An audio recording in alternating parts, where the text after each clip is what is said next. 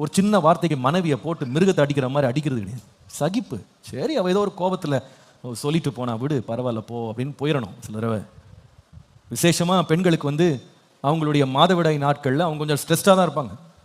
கோபம் வச்சு எதாவது ஒன்று போட்டிங்கன்னா கடுகை கொண்டு போட்ட மாதிரி தான் போடன்னு புரியும். ஆனால் இவ்வளோ சூடாக இருக்குதே பானைன்னு பார்த்தா அவங்களுக்கு சரீர பிரச்சனைகள், அவங்களுக்கு இருக்கிற போராட்டத்தில் நீங்கள் சொன்ன வார்த்தை நெருப்பில் ஊற்றின எண்ணெய் மாதிரி இருக்கும். சரி, புரிஞ்சுக்கிட்டு அமைதியாக போயிடணும். விடுப்பா, அப்படி தான் இருப்பாங்க, ஹார்மோன்ஸு பேசுது விடு அப்படின்னு போயிடணும். அந்த நேரத்தில் இப்படி கூட பேச உனக்கு தெரியுமா, நான் வர்றான் பாருங்க, எழும்பக்கூடாது. விடுப்பா, அது போடும், ஏதோ பேசிட்டு போகிறாங்க விடு, போயிடணும், அமைதியாக போயிடணும். கணவன் வந்து ஏதோ ஒரு வேலையில் ரொம்ப டென்ஷனாக வந்திருப்பார். அங்கே பேர் என்ன மேனேஜர்கிட்ட திட்டு வாங்கிட்டு வாய் பேச முடியாமல் வந்து உட்காந்துருப்பாரு. அவருக்கு வழியில் எவனா மாட்டினானா அவன் மண்டை பிளந்துடும். அந்த மாதிரி கோபத்தில் இருப்பார். நீங்கள் நடுவில் போயிட்டு ஏதாவது சொல்ல போய் அவர் பொறின்னு பொறிவார்.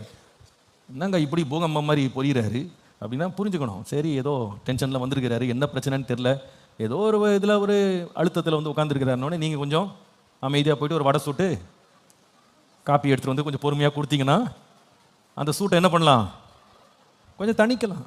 இப்படி தான் வாழ்க்கையை வாழ்ந்துக்கணும். என்ன பண்ணுறது, ஒரு நாள் பேசின வார்த்தைக்காக வாழ்க்கையே நிறுத்தணும்னு நினச்சிங்கன்னா வாழ்க்கையே வாழ முடியாது. சகிப்பு ரொம்ப தேவை.